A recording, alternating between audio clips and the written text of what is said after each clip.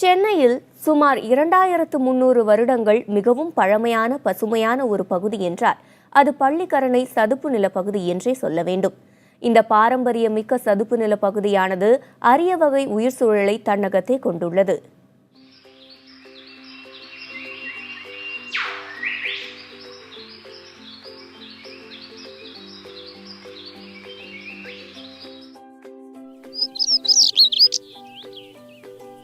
பள்ளிக்கரணை சதுப்பு நில பகுதிக்கு அக்டோபர் முதல் பிப்ரவரி வரை பறவைகள் வலசை வருகின்றன. தற்போது 10,000க்கும் மேற்பட்ட பறவைகள் சதுப்பு நில பகுதிக்கு படையெடுத்துள்ளன. உள்நாட்டு பறவை இனங்களுக்கு மட்டுமல்ல, வெளிநாட்டு பறவை இனங்களுக்கும் புகலிடமாக இருக்கிறது பள்ளிக்கரணை. பறவைகளுக்கு உணவாக இருக்கக்கூடிய உயிரினங்கள் அதிகபட்சமாக கிடைக்கிறது. எங்களுடைய ஆராய்ச்சியில் 110 விதமான மீன்கள் இங்கே நாங்கள் ரெக்கார்ட் பண்ணியிருக்கோம். அதுவும் நிறைய குவான்டிட்டிஸில் கிடைக்கிறதுனால தான் உங்களுக்கு பறவைகள் அதிகமாக இந்த பள்ளிக்கரணை சதுப்பு நிலத்தை சார்ந்து வருது. உள்நாட்டு பறவை இனங்களில் கூழைக்கடா, மஞ்சள் நாரை, நீர்க்காகம், மைனா, வெள்ளைக்கொக்கு, நீலத்தாழை கோழி, வாத்து வகைகள் மற்றும் பிளமிங்கோ ஆகியன பள்ளிக்கரணையை அலங்கரிக்கின்றன. இதில் எண்ணிக்கையில் மிகுந்து நிற்பவை காணாங்கோழிகளே.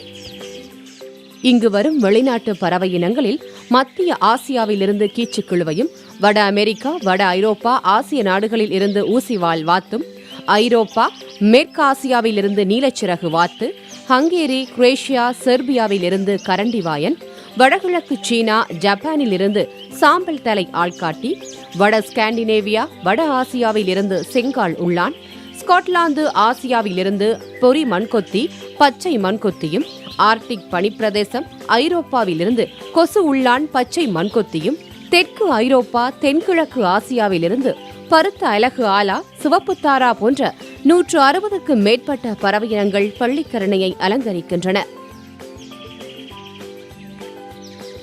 ஒரு காலத்தில் 15,000 ஏக்கராக பறந்து விரிந்திருந்த பள்ளிக்கரணை சதுப்பு நில பகுதியில் தற்போது சுமார் 1,556 ஏக்கர் நிலப்பகுதியே எஞ்சியிருப்பதாகவும், அதுவும் பாதுகாக்கப்பட்ட காப்பு காடாக அறிவிக்கப்பட்டிருப்பதாலேயே தப்பித்திருப்பதாக இயற்கை ஆர்வலர்கள் கூறுகின்றனர்.